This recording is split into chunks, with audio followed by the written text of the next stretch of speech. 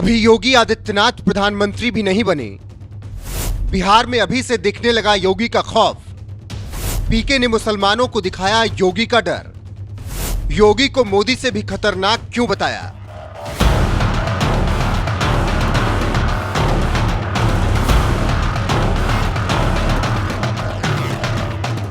उत्तर प्रदेश की सत्ता संभाल रहे भगवाधारी योगी आदित्यनाथ अभी प्रधानमंत्री की कुर्सी तक पहुंच भी नहीं पाए, लेकिन जनता में जरूर उन्हें अभी से प्रधानमंत्री पद का तगड़ा उम्मीदवार माना जा रहा है। यकीन नहीं तो आप भी सुन लीजिए। योगी जी के लिए क्या कहेंगे, प्रधानमंत्री बनना चाहिए उनको? अरे अगर बन जाता प्रधानमंत्री तो गुंडन के तो गुंडा ही मतलब दूर कर देता। जो गुंडा लोग घूम रहे हैं दारू पी के, उनके तो हालत तो खराब कर देता। अभी तो यूपी को संभाल रहे हैं और जब पूरा देश संभालेंगे तो अलग माहौल होगा। हाँ, हमारे देश। अच्छा भाई जरा सा कोई बात होता है गुंडा लोग खड़े हो गए, क्या है हट जाओ उधर लेकर रखा बिल में दुबक गए हैं वाली है। नमाज का टाइम। अच्छा ठीक है, चलिए, बहुत अच्छा लगा बात करके। मैं महाराष्ट्र से हूँ, शेगांव से गजानन महाराज के। महाराष्ट्र से आए हैं। दिनेश जी ये बताइए, योगी जी के प्रदेश में आके कैसा लग रहा है? मुझे तो मैं अयोध्या 2 बार नहीं 3री बार आया और इतनी खुश हो, और मुझे योगी जी इतने पसंद है मेरे फैमिली में कि मैं चाहता हूँ एक भगवान है, राम का रूप है वो, और वो रावण की जैसा जो लोग हैं उनको खत्म करने में आए हुए हैं वो। और मुझे सबसे ज्यादा योगी जी इतने पसंद है कि मैं चाहता हूँ कि वो प्रधानमंत्री बने ताकि देश की सुरक्षा और अच्छी रहे और देश को और बढ़ाए। देश की सत्ता भले ही अभी प्रधानमंत्री नरेंद्र मोदी के हाथों में हो, लेकिन इसके बावजूद जनता योगी आदित्यनाथ को प्रधानमंत्री बनते हुए देखना चाहती है। यही वजह है कि विपक्ष में योगी को लेकर अभी से खौफ देखा जा रहा है, जिसका सबसे बड़ा उदाहरण उस वक्त देखने को मिला जब बिहार में जनसुराज के नेता प्रशांत किशोर उलेमा के साथ सियासी और समाजी मशवरा कार्यक्रम में मुसलमानों को संबोधित कर रहे थे। इस दौरान प्रशांत किशोर ने मुसलमानों को योगी का डर दिखाते हुए कहा, इस कमरे में जितने लोग बैठे हैं, हम आप सभी से पूछेंगे कि मोदी और आडवाणी में किसी को चुनना होगा तो किसे चुनेंगे? तो सब कहेंगे आडवाणी चाहे कितना भी बुरा हो, आडवाणी को तो बर्दाश्त कर लेंगे, लेकिन मोदी बड़ा खतरनाक है। प्रशांत किशोर की बात सुनते ही तमाम मुस्लिम तालियां बजाने लगे, जिस पर प्रशांत किशोर ने टोकते हुए कह दिया, अभी ताली मत बजाइए, लिख लीजिए 10 साल बाद फिर इस बैठक में हम सभी मिलेंगे और आपसे पूछूंगा, भैया मोदी तो निकल गए, अब योगी आ गए, मोदी चाहिए कि योगी चाहिए? तो आप लोग कहेंगे मोदी कितना भी खराब था लेकिन ठीक था, योगी नहीं बर्दाश्त हो सकता है। ये आपको नहीं समझ में आ रहा है संघ वाले क्या कर रहे हैं? संघ धीरे धीरे सेंटर लाइन को राइट की तरफ ले जा रहा है, आपके लिए नहीं, हिंदू समाज के लिए। मुसलमानों को योगी का खौफ दिखा रहे प्रशांत किशोर ने अपनी बात को साबित करने के लिए अटल आडवाणी के दौर में चले गए और इसी कार्यक्रम में उन्होंने कहा, आज से 15-20 साल पहले हिंदू वाजपेयी को भी मानने को तैयार नहीं थे, फिर लोगों ने वाजपेयी को माना। जब लोगों ने वाजपेयी को मान लिया तो संघ वालों ने आडवाणी को सामने किया, फिर लोगों के बीच में आडवाणी की स्वीकार्यता हो गई तो अब मोदी को लाया, और जब मोदी की स्वीकार्यता हिंदू समाज में धीरे धीरे हो रही है तो अब वो इससे आगे योगी को लेकर आए हैं। योगी अभी प्रधानमंत्री की कुर्सी पर बैठे भी नहीं और उनके नाम का खौफ बिहार में अभी से देखा जा रहा है। प्रशांत किशोर तो मुसलमानों को समझाने में लगे हुए हैं कि ये सब संघ की रणनीति का हिस्सा है, जो मोदी के बाद योगी आदित्यनाथ जैसे हार्डकोर हिंदुत्व वाले नेता को आगे बढ़ाकर सेंटर की लाइन को हिंदुओं के लिए राइट की तरफ ले जाने में लगे हुए हैं। बस यही बात प्रशांत किशोर जैसे नेताओं को बर्दाश्त नहीं हो रही, इसीलिए मुसलमानों को अब मोदी का नहीं योगी का डर दिखाकर वोट हासिल करने का सपना देख रहे हैं। कभी मोदी को चमकाया, अब खुद लड़ रहे चुनाव।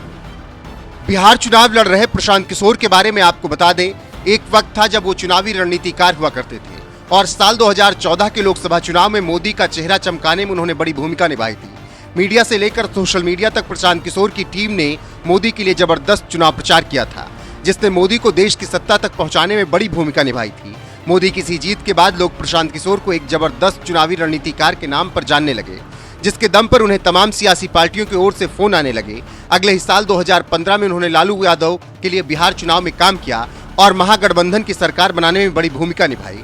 इतना ही नहीं, कांग्रेस ने भी साल 2017 के यूपी विधानसभा चुनाव में राहुल गांधी का चेहरा चमकाने के लिए पीके को कॉन्ट्रैक्ट दिया था, लेकिन यहाँ वो शायद फेल हो गए क्योंकि 2 लड़कों की जोड़ी अखिलेश और राहुल गांधी पूरी तरह फ्लॉप हो गए और बीजेपी पहली बार प्रचंड बहुमत के साथ यूपी की सत्ता में आई। योगी आदित्यनाथ ने मुख्यमंत्री बनकर यूपी की कमान संभाली और अब वही प्रशांत किशोर मुसलमानों को योगी का डर दिखाकर एक तरह से इस बात पर भी मुहर लगा दी कि भविष्य में योगी प्रधानमंत्री बनने वाले हैं। बहरहाल प्रधानमंत्री बनने से पहले ही विपक्ष में योगी का जो खौफ देखा जा रहा है, इस पर आपका क्या कुछ कहना है? अपनी राय कमेंट कर हमें जरूर बताएं। आपने एक बार कहा था ना कि एक हाथ में माला है, एक हाथ में भाला है, तो एक आपका एक जो आक्रामक तरीका है टू डील विद माफिया, क्या इसकी वजह से यहाँ पर है? नहीं, देखिए, हम लोग तो सज्जनों के लिए जितने संवेदनशील हैं, दुर्जनों के लिए उतने ही कठोर भी है, और इस शासन की रणनीति है शस्त्रेण रक्षते राष्ट्रे शास्त्र चिंता प्रवर्तते, यानी व्यवस्था सबकी सुरक्षा के लिए आवश्यक है। सुरक्षा सबको, कानून का राज होगा, लेकिन कानून को बंधक बनाने की छूट किसी को नहीं दी जाएगी, कोई भी हो, कतई नहीं देंगे। आपने ये भी कहा था कि कानून जो है वो मानव के लिए होना चाहिए, दानव के लिए नहीं। ठीक बात है, पर एक कॉन्स्टिट्यूशनल डेमोक्रेसी में सर, हर जीव जंतु के लिए कानून एक जैसा होना चाहिए। मतलब शेर भी शिकार कर सकता है, गाय के लिए भी उतना ही हक तो है। क्या आप शेर को रोकते हैं क्या? नहीं तो आप शेर को बोलिए ना जंगल में जाके, नहीं रोक सकते। वही आप बोले ना कि शेर महाराज शिकार मत करिए, आपको हम रोटी खिलाएंगे, जाइए रोटी खिलाइए। तो वही मैं कह रही हूँ कि कानून में मैं वही कह रहा हूँ, वह एक वहाँ की नेचुरल व्यवस्था है, और वह नेचुरल व्यवस्था, दंड का प्रावधान, यह एक व्यवस्था का प्रावधान है, और वह व्यवस्था, वह प्रावधान कानूनन ही लागू होती है, गैर कानूनी तरीके से नहीं लागू होती। तो चीफ मिनिस्टर कैसे तय कर सकते हैं कौन मानव है कौन दानव? चीफ मिनिस्टर कहाँ तय करते हैं? चीफ मिनिस्टर तो एक बात बोलते हैं कि भाई देखो शांति बनी रहनी चाहिए, हम तो हमेशा शांति का उपदेश देते हैं। कुछ लोग तो नहीं मानते कि आप शांति, सिर्फ शांति, मतलब आप बुलडोजर बाबा, ये सब आपके साथ, आपके नाम के साथ जुड़ा हुआ है, और आपका जो एक सिस्टम बना है, बाकी चीफ मिनिस्टर्स भी उसको कॉपी करने लग गए हैं। मुझे एक बात एक जगह आप बुलडोजर बाबा है तो वहाँ बुलडोजर मामा भी आ गए हैं। मुझे एक बात बताइए, इतने बड़े प्रदेश में इंफ्रास्ट्रक्चर का डेवलपमेंट होना चाहिए कि नहीं होना चाहिए? जी। और क्या इंफ्रास्ट्रक्चर के लिए क्या आज भी हम कुदाल और फावड़ा लेकर के जाएंगे कि हमें उसके लिए बुलडोजर और आधुनिक मशीनें चाहिए? बुलडोजर बाबा उसके लिए नहीं कहा जाता आपको सर, आप भी जानते हैं। अब इंफ्रास्ट्रक्चर के मार्ग में कोई बाधक होगा, यहाँ पहले होता क्या था, कोई कार्य स्वीकृत होता था, अभी पैसा अलॉट हुआ नहीं कि माफिया जाके जबरदस्ती हड़प करके सामान गिरा देते थे। अब लैंड का अलॉटमेंट हो रखा है कि यह हाईवे यहाँ से अयोध्या के लिए बनना है, ये बाराबंकी होते हुए बनना है, तो सत्ता प्रायोजित माफिया क्या करते, कहते हैं नहीं अब ये यहाँ से नहीं बनेगा, हमारी सुविधा इधर से है, हम इसको यहाँ से बना करके वो अपना वहाँ पे मिट्टी और गिट्टी सब गिराना प्रारंभ करते थे, आधा दोरा काम छोड़ के पैसा निकाल लेते थे। ये सत्ता में बैठे हुए लोगों की हिम्मत नहीं थी कि उन माफियाज को रोक सके। आप मुझे बताइए, इस माफिया के लिए बुलडोजर चला करके उसको ध्वस्त करके जो अलॉटमेंट सरकार ने तय कर रखा है, इस पे ही हाईवे बनेगा और उसी पे नियम के अनुसार कार्य होगा, ये तय करना इस सरकार का काम है या नहीं है? यही सरकार का कार्य है और सरकार यही कर रही है। पर जैसे आपके प्रदेश में 19% मुसलमान पॉपुलेशन है, और कई लोग कहते हैं, उस समुदाय के लोग कहते हैं कि आप वो बुलडोज़र को उनके घरों को तोड़ने में इस्तेमाल करते हैं। किसी कोई निर्दोष मुस्लिम आके बता दे कि मैं निर्दोष था, मेरे साथ अन्याय हुआ है, कोई बता दे, कोई नहीं बोल सकता। और फिर न्यायपालिका तो सबके लिए खुली है ना। पर जैसे अगर किसी ने कानून तोड़ा है, जैसे ये माफिया के लोग हैं, पर उनका घर तोड़ना क्यों ज़रूरी पड़ गया? नहीं, अगर किसी ने सरकारी संपत्ति पे कब्जा किया है तो उसके लिए क्या करूं? आरती लेके जाऊं, थाली सजाऊं उनकी, जो अब तक होता था। उत्तर प्रदेश की जनता क्या चाहती है?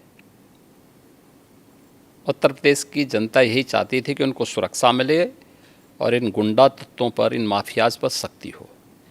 बीजेपी को प्राप्त जनादेश इस शक्ति की ओर लगातार इशारा करती है। आम पब्लिक के सेंटिमेंट को इसके साथ जोड़ती है। 19 से 20% आबादी हो या 100% आबादी, कानून का राज सबके हित में है और वही समृद्धि का मार्ग भी आगे बढ़ाएगी, वही प्रदेश में एम्प्लॉयमेंट जनरेट करेगी, वही प्रदेश की बेटियों को सुरक्षित करेगा और यही उत्तर प्रदेश के अंदर किया गया है। आपने विधानसभा में कहा कि हम माफिया को मिट्टी में मिला देंगे, तो जब ऐसे, वो उमेश पाल मर्डर के केस में हुआ था शायद, तो जब ऐसे होता है तो सोशल मीडिया में फैल जाता है, चलो जी अब गाड़ी उलटने वाली है, योगी जी को बुलाओ। जब अमृतपाल भी भाग गया था तो कहते योगी जी के, अगर योगी जी के राज में होता तो ये तो कभी ना होता, वो तो गाड़ी उलट ही देते। देखिए, कानून का राज हर हाल में होना चाहिए और सुरक्षा की गारंटी हर व्यक्ति को मिलनी चाहिए। सरेआम एक अधिवक्ता की कोई हत्या कर दे, ये स्वीकार्य नहीं हो सकता है। और जो लोग इन माफियाज को संरक्षण करते थे तो उनको विधानसभा में ही संदेश दिया गया था कि माफिया को बहुत संरक्षण दे हो, ये माफिया मिट्टी में मिल जाएंगे, चिंता मत करो।